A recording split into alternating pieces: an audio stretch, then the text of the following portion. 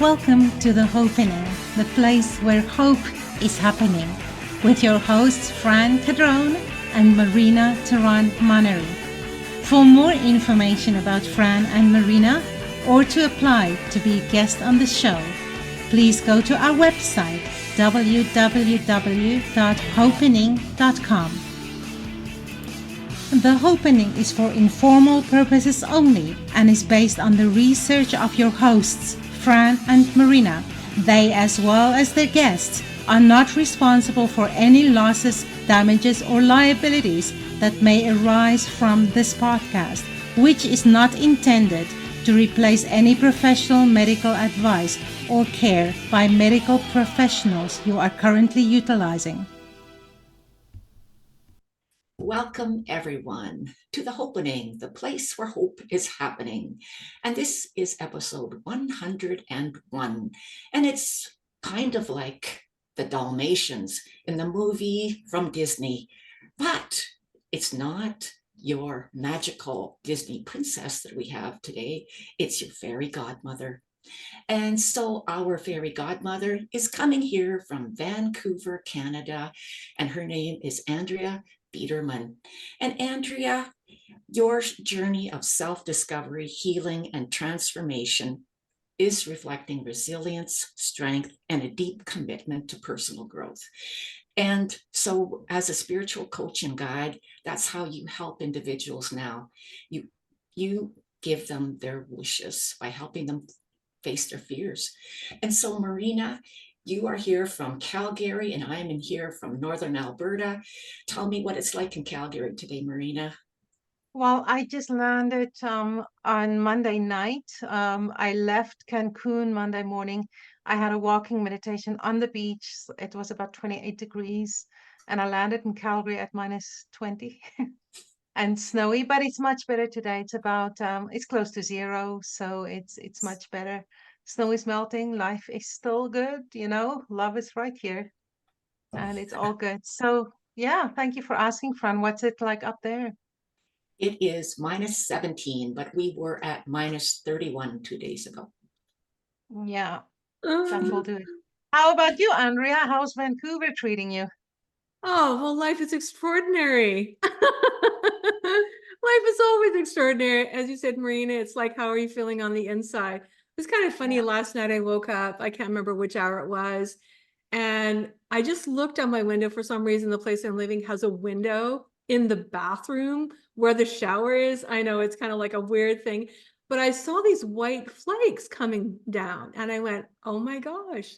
So I opened up the window and sure enough, we had this beautiful sprinkle, a little bit of snow coming on the ground, this beautiful, fresh air from the snow.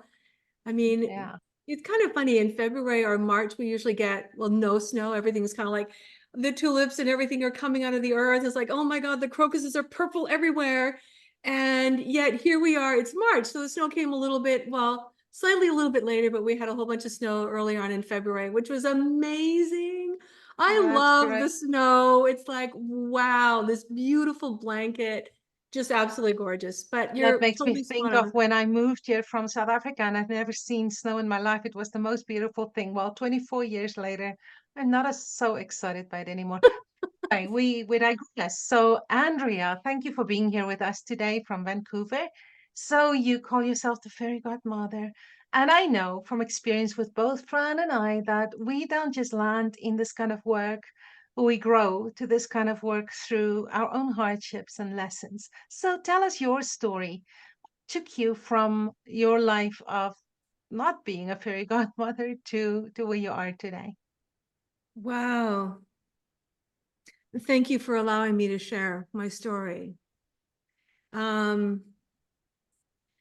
mean, obviously, being brought upon this earth was something really special and a gift through all the struggles and the hardships that I definitely faced as a little girl growing up. It was quite the journey. So started out with, a very dark childhood, very. A lot of fear, a lot of control, a lot of abuse, mental and physical, you know, which is pretty much a daily part of my existence. My mom was going through so much darkness that it was just a blanket over my life. I was in fear all the time. And some of the challenges that definitely was, well, put upon me as a child, my mom, for whatever particular reason, said, Andrea, I want you to kill these kittens today. I was a child, and it was, well, you do what your mom asks you to do. That was kind of like one of the low points. I think there were many. One of them is I'm definitely a hugger. I am so a hugger. If everyone's open, it's like, yay. And my dad was like my hugger in my life. And unfortunately, my dad became a product of this unhealthy, unloving, and uncaring environment that I lived in. And there was a moment where my dad was hugging me. I was a teenager at the time. And my mom just sort of said, you know, to my father, you are really sick and twisted to want to hug your child. And so guess what? The hugging stopped.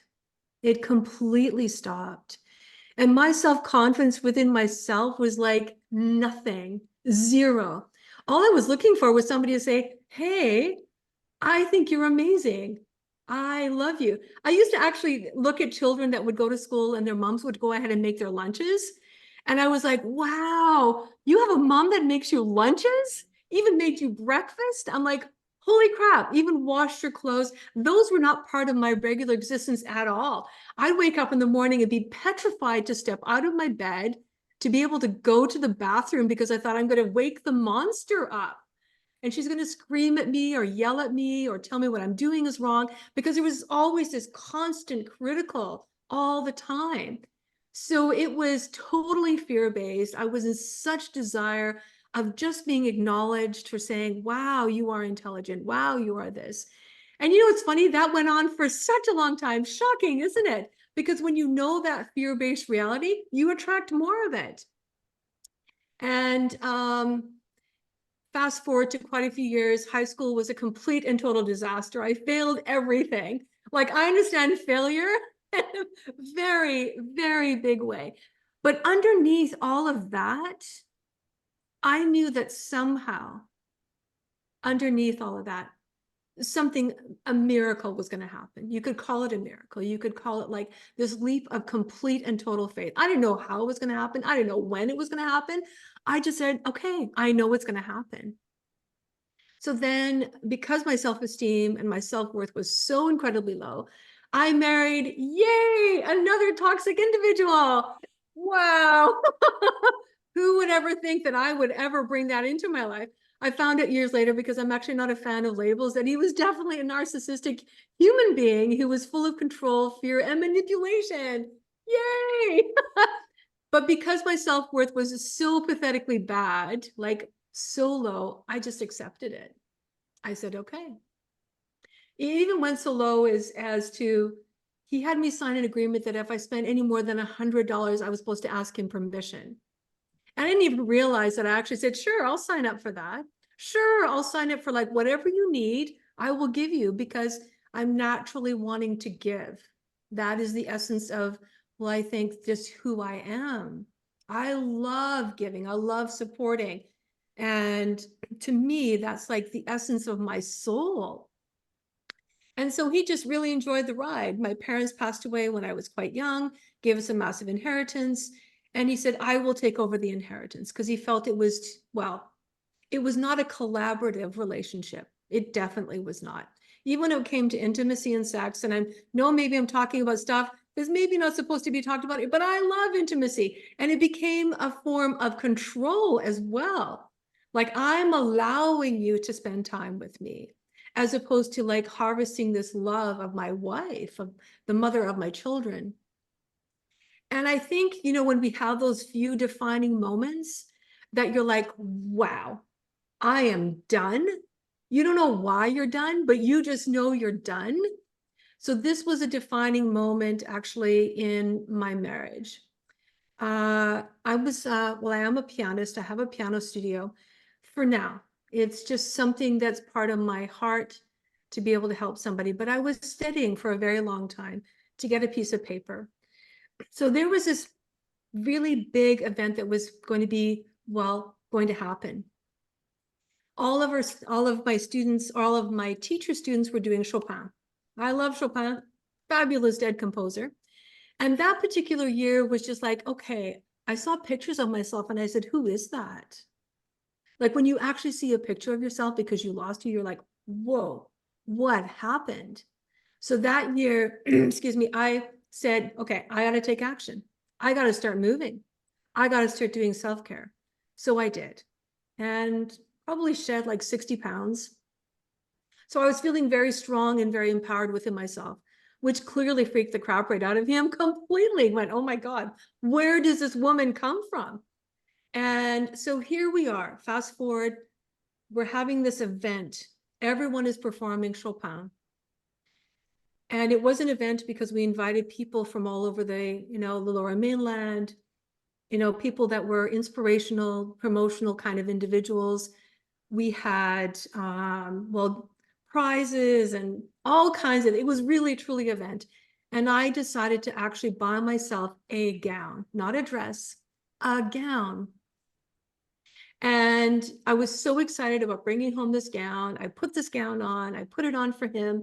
And his response was, you wasted my money. It looks like a burlap rag. Take it back. And instead of saying, wow, my wife looks beautiful, she looks stunning. And of course, that was his own internal fear that was showing up. I get it. And when you have an angel that shows up, who just sprinkles a little fairy dust, this woman that I actually knew, she happened to have a high-end fashion boutique in Europe. She used to do high-end stuff with like top models and all that. And she happened to be living in my town at the time. And my friend said, go talk to her. Her name was Yuta. So I went over to her place. I brought my gown and she goes, Andrea, you look beautiful. And not only that, but she tailored my dress. Can you imagine that? She goes, we're going to tuck it in a little bit here and do all these things. So she left it there. And I'm like, wow, thank you so much. So the day of the event arrives and we were coming from out of town, coming into the city, all of us coming in. And I've thought we need to go out and celebrate this afterwards. And so I organized an event for us to go out afterwards. And here I was in my gown doing 6 pieces by Chopin. I happened to have been the first pianist up, played an amazing short prelude, and just had an amazing time with this event that happened. And in my, I guess, ex's fear, after this whole thing finished, he said, no, we are not going out. You are going home and cleaning the kitchen. So instead of celebrating this amazing event, which I actually helped an awful lot of, to say, wow, that was beautiful and stunning, he said no. And I just went, wow, that was a defining moment for me. And what I find also is all my friends and my family said, okay. And also a little bit of perspective on my fabulous husband. I think he emptied the dishwasher once in the entire 20 years we were married. And he thought it was a big deal. So again, it was me and my self-worth that was going on more than anything. So I was a massive runner at the time. I get it. It was like, I need to unplug, unwind. So I went for a run and I said, enough. We're done. We're finished. I need to change this. And so that's when everybody that was waiting for this moment to arrive said, yay! She is rising up from this relationship, this constant fear, control, manipulation relationship. He used to say to me, what's yours is mine and what's mine is mine, and I must train you like a dog. And I'm like, wow, can you imagine me signing up for that? So that's when I sort of said, things have got to change. It's time for change. And after quite a few months of uncovering, I realized, wow, this is not for me. And I understood where it came from as well. Not quite as deeply as I understand today, but I get it. I so understand it. So at that particular point, it's like, okay, closing the door, new chapter, moved into a beautiful new space. Where am I going to land? I was growing a piano studio at the time. Wow. I'm like, holy cow, this is happening. Then aligned myself with people that Sarah said, okay, how do you create a successful music teaching business? Because I had no idea, none. So surrounded myself with people that were just starting for me to uncover who I truly was, what my gifts were, because I had no idea what my gifts were. And that's when the trajectory of things slowly started to change. My self-worth started to change. I finished off getting my piece of paper. Yay. The love of my children was incredibly strong. They were like my beacon. They were just my strength, which I find extraordinary because of the love that they had for me. And so I created this musical, well, successful music teaching business. I'm like, wow. You could honestly say that was my first time ever sort of saying this idea of like, wow, success. Oh my God, how amazing is that? And that went on for quite a few years. And you know, when your story needs to change, somebody shows up that changes everything. And that's what happened actually 5 years ago, where I met these two gentlemen. They're called the Journeyman Collective. They happen to be part of my life. And I knew that I needed to dig deeper. I needed to know the existence of my life, the existence of the trajectory of my life. So I went on a journey with them. And that's when the massive, massive shift of the essence of my being upon this earth changed. And it was so big and so profound that it was just awe-inspiring for me. That's when I knew that all those years of struggle and, unvalued worth of sense of self, that's when everything began to change. That's when I understand the connection between myself and this earth. And it was like this incredibly warm, beautiful blanket that supported me and loved me unconditionally, which I had never really experienced that. Never. It never really happened for me. And it, as I said, it was awe-inspiring for me. And this went on for, well, it's still going on, still part of the essence of my being. 5 years later, and I get it, we all go through periods of quiet, solitude, peace, power within, faith, all the components of, well, the grounding of something bigger than ourselves. So that Andrea, when you're the fairy godmother, but really you were Cinderella. You were Cinderella. Oh my God. Like seriously, like right from 0 to however age you were when you were married, plus 20. Yes. Plus 20. So there were people in your life that came and waved a magic wand and sprinkled fairy dust on you. And you transformed because of the springboard of other people, like be it your mother, what happened with your relationship with your dad, and then their early death and a marriage that was not right for you, but still it was the springboard that you needed to change completely. You already had all of that within you, and So beautiful. within the core of you still lived that spirit, right? And maybe the music brought it out, maybe that first step towards freedom brought it out, and then spirit brought all those people, the people into your life that you needed. How did you get this fairy godmother title? I was getting to that point. Actually, it's kind of funny. I'm just going to backtrack a little tiny bit, and then we'll get to the fairy godmother.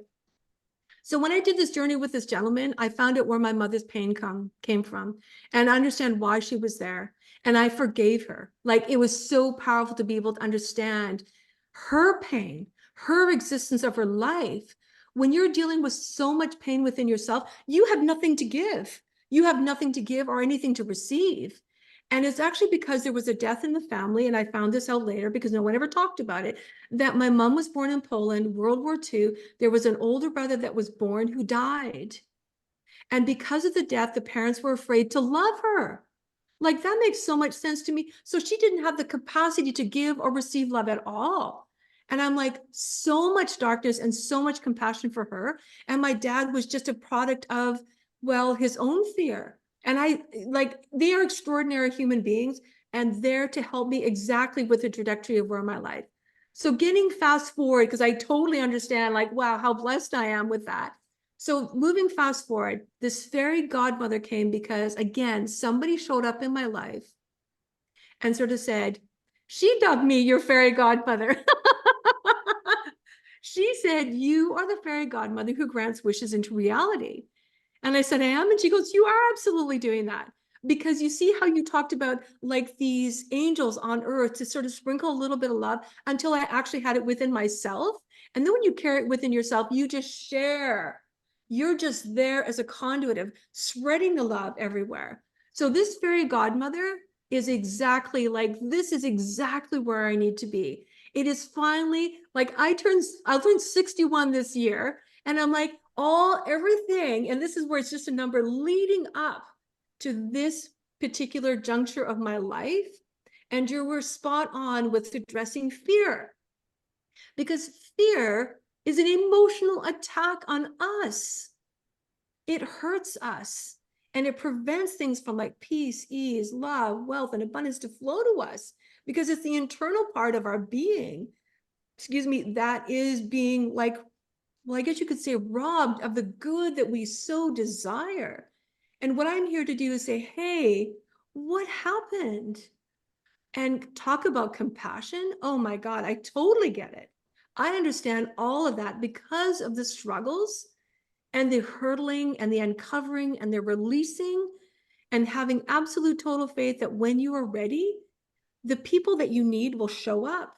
And then your message becomes bigger and stronger and clearer and more defined to help the existence of the beings on this planet. It's really super exciting. So you're right. I was the Cinderella for a very long time. But you're right. These individuals that came along, sprinkled a little bit of love.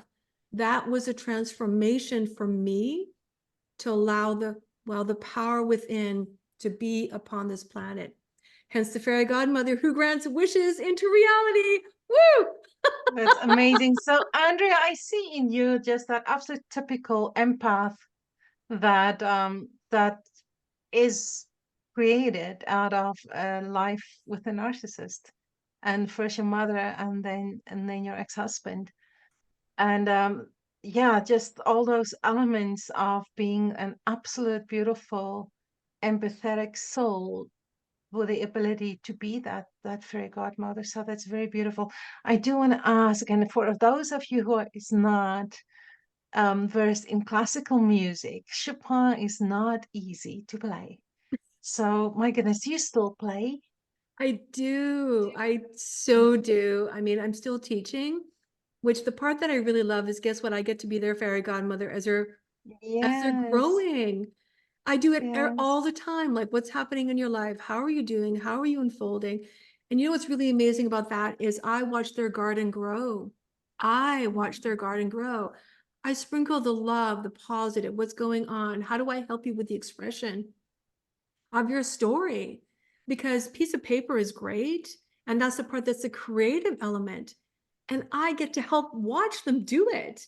I mean, obviously Yeah. now we get to be a little bit bigger and broader, like you ladies allowing me to share this message is really powerful. But yes, there was a piece by Chopin that I played. It was so connected to my heart. I cried almost every single time I played it. Which one is that? It was a nocturne in E minor. Okay. Yes. It's Well, so beautiful. Yeah. I cried like almost every time. The music can be so emotional, right? It is so emotional. It is. Music, it's actually kind of funny. There is this really beautiful story about how spirit had to be enticed into our bodies because of limitation. But music was like the only way to actually feel music is to go into our limited bodies to actually feel the music, whether it's our words or whatever our experiences are. And then spirit just jumped in and said, okay, I'm in. I'm willing to go through limited blah, blah, blah, so I can feel this connection with music. And that's why music was created, is because of the frequency within ourselves. And whether it makes us cry, whether it makes us laugh, all the beautiful things that happen from that, as well as the power of our voice. So yes, I love Chopin. It turns out that I'm Polish too. So it's like, okay, I'm cool with that. Yeah. Amazing. So Beautiful. tell us about, you're a spiritual coach and guide. So how if I were needing a coach, you say that you're a spiritual coach. So how would a session look, or how would I see that you have a 8-week course that's, you might have started it already, called Face Your Fears. So how does your spiritual coaching fit into the course that you're going to be teaching on right away here? Beautiful. So when I have someone on a call, I ask very specific questions first to me, and then I write, like, go through the series of questions. First of all, finding out what challenges what are they facing right now, and addressing those particular challenges, fears, whatever's kind of showing up. And then through the series of questions, like, where did it come from? How long has it been there? What are they doing to be able to overcome that? And then really what I do is just sort of use their words and sort of say, hey, this is what I'm seeing. So it's like using their words to be able to reflect, for them to sort of see, oh, because oftentimes we're talking, but we don't actually hear our own words. So presenting it back to them and say, and how does it look? And then presenting an idea of how it would feel to have it completely removed, to make space for the good that they desire, for all the good that they desire. Hence the, reality part coming into fruition. And then at that point, I sort of bring up 3 things that I'm seeing specifically. And this is where I use my spiritual connection to sort of say, hey, this is what I'm seeing.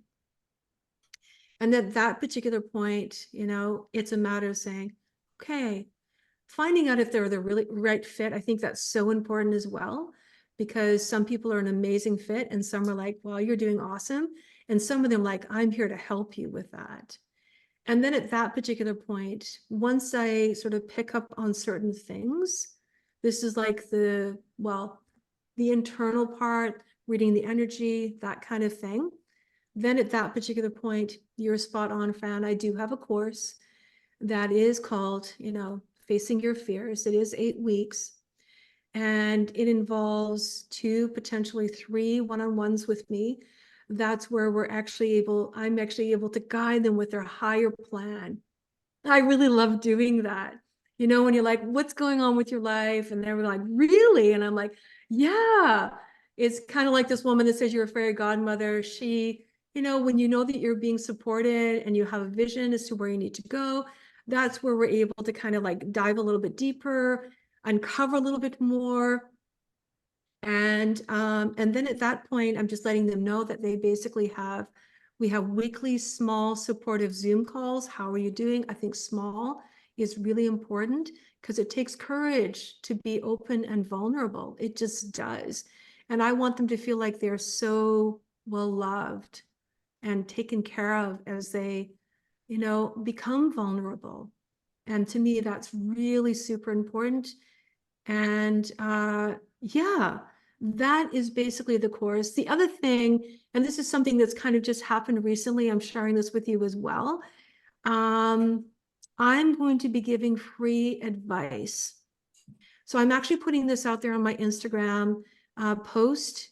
It's actually called Be Heard with me, and I'm having everybody just throw me an email, anything that's kind of going on in their life that they need some support or some help. And then I'm going to be putting that on my YouTube channel every Friday to be able to address kind of like, which sometimes we just need a little bit more help. I find that there's an awful lot of times people are talking about what to do, but sometimes we just need like, I need help with this particular thing right now.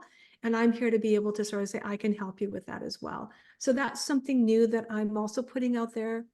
And that also feels really amazing to be able to do that. But yeah, does that kind of address what's kind of going on with the course?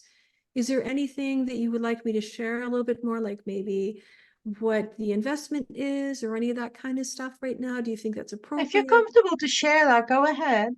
I'm comfortable to share. So the investment is actually $1,997. But right now I'm offering everybody 50% off of $997, which is also available in installments. And yeah, it feels amazing to be able to help people with that. It does. So So, tell me, with your background, what advice would you give somebody who is stuck in narcissistic abuse? wow. The biggest thing is, why are you hurting yourself? What happened? Something happened that is not allowing you to know the greatness of who you are. Something, some darkness. It's difficult though, because as you know too well, it is that in my opinion, I see a narcissist as somebody with the lowest self-esteem that there are, and they have to break other people down to feel better, and they will never admit it, and they can never be wrong. So to be in that relationship, you probably on a daily basis heard how stupid you are, and that you're not worthy, and you cannot address that, and you're wasting money, and you cannot manage money, he can manage money. So after all those layers of abuse, I know it's also most people in being on the receiving end of that also don't have that self-esteem and that belief in themselves. So how do you build that up to the point where they can actually take the right steps? Wow. That is such a beautiful question. So there's a couple of things. I know that for a period of time, I was actually reading a formula called the self-confidence formula. There's a formula for that. And I think the other thing is connection and uncovering and knowing that we are here to change their mental dialogue, their mental dialogue. We start with that. What is that you are thinking? What is it that's going on? And helping them recognize that this person that they have attracted or is in their life, it's coming from a place of fear, and they do not need to be a part of that. That is the strength of saying it's their, well, their journey, their own garbage, their own shit. And you are so much bigger than that. To remove yourself and say, that is them over there. That is their journey. This is me over here. And that is not part of the essence of my light, of my being. And when you realize that you're not responsible, that's the other thing. You're not responsible for their shit. You're not. You're responsible for yourself. You're responsible for your self-worth. You are responsible for your self-value, your self-esteem, your self-confidence within the essence of yourself. And if somebody is not supporting you, you have to honor and say, this person isn't supporting me. This is not what unconditional love looks like. Unconditional love within yourself is so much bigger. It's complete and total acceptance of who you are. And that takes courage even for yourself to be able to recognize, wow, this toxic energy is not serving me. This is not unconditional love. This is control. So when you empower yourself and say, no, I'm not responsible for this. I'm responsible for myself. By uncovering and somebody supporting you to actually know what unconditional love actually feels like, that's when the empowerment within yourself takes hold. And what I'm able to do is just say, okay, clean slate, removing the roots or the weeds in your garden. What is that negative self-talk? What does that lack of self-worth look like? How is it affecting your life? How are you being within your life? And just implementing those tiny little steps on a daily basis, daily, not every once in a while, daily, until it becomes part of the existence of your being. And I know that takes time, 90 days, so usually it takes time, but it's usually the uncovering and the earthing. And I'm there to be able to sprinkle that little bit of love. What is going on? What gives you joy? Like maybe they forgot what joy looks like. What gives you, like, it makes you smile? Like, what makes you smile, enjoy the life that you've been given? And how to actually have the courage to say, nope, to close that chapter and to be fearless within yourself and say, no, I'm done. No, I'm done. So I guess you could say that is the fairy godmother, the Cinderella transformation, to help them uncover and release and make space. Yeah. You know, Andrea, as you're talking, there's just so many ideas that come up. I think for myself, in a relationship that's unhealthy, the the the familiarity of this unhealthy relationship is better than the fear of what's out there that I don't know is good. If I were to leave this, I don't know about what's coming next. And at least I know this unhealthy, toxic thing. At least I know what it is and I can recognize it. And to step out of that toxic box is sometimes even scarier than staying inside. So you had Chopin, you had your music, Marina, you had your singing. I had what I did in my life too. And I think eventually that vibration of higher energy, the joy that we get from doing whatever we're doing, that higher energy will shake us out of the box and allow us to take that one step out and test the water. But like we talked about before, it's a springboard, right? These people in our lives are a springboard to change, and gratefully, thankfully, the universe is paying attention. I mean, the spirit is paying attention right there, ready to grab us as soon as we're jumping in the air and showing that we need to be free now. So, That's yeah. beautiful, honey. I totally love that. You're spot on. Absolutely. It's like that springboard of being fearless and saying, enough. And that totally takes courage and strength. It does. And It find the absolutely does. things in your life, like you said, that give you joy. Those things in your life that do give you joy, whatever it is. It could be your children, like for yourself and for me and Marina, you know, it could be your children and just getting in their little wholesome energy, right? Their innocent, wholesome energy, or grandchildren, or, you know, neighbors or community or whatever. Get that vibration that you need to help take that first step. And once you take that first step, God, you know, universe, God will provide the Yes, steps that you need to go. that's It's exactly right. It is absolutely beautifully said. That's exactly right. When you go through so many years of this, as far as the pendulum swings this way, it's just going to be boom.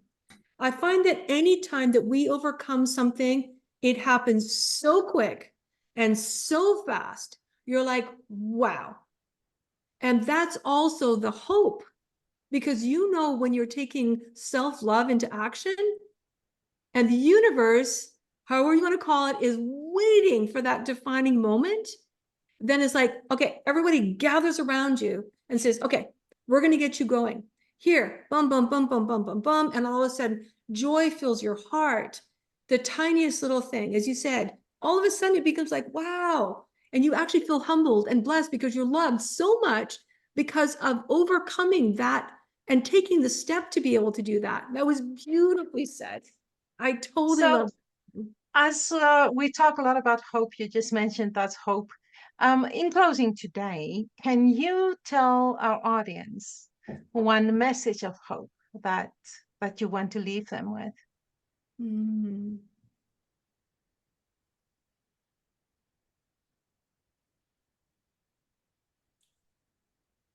Hope is love unfolding. Hope is a state of humble, grateful opening and releasing. I'm using, I don't know why this word uncovering seems to be coming up an awful lot. Beautiful. Yeah. Hope doesn't mean it has to be the way it is right now. It means a beautiful, bright, positive, warm, loving, caring, supportive future is only a request, is only an ask. Whatever you desire is seeking you. Love that. I love that. Yeah. So, Andrea, what is the best way for people to get hold of you? Oh, thank you. So there's a couple of ways to be able to get hold of me. I am actually on Instagram. So they can they can follow me, which would be super great because I'm doing weekly or daily posts now of a variety of different things. Actually, today's talk was actually aperture, but I love the words that are coming.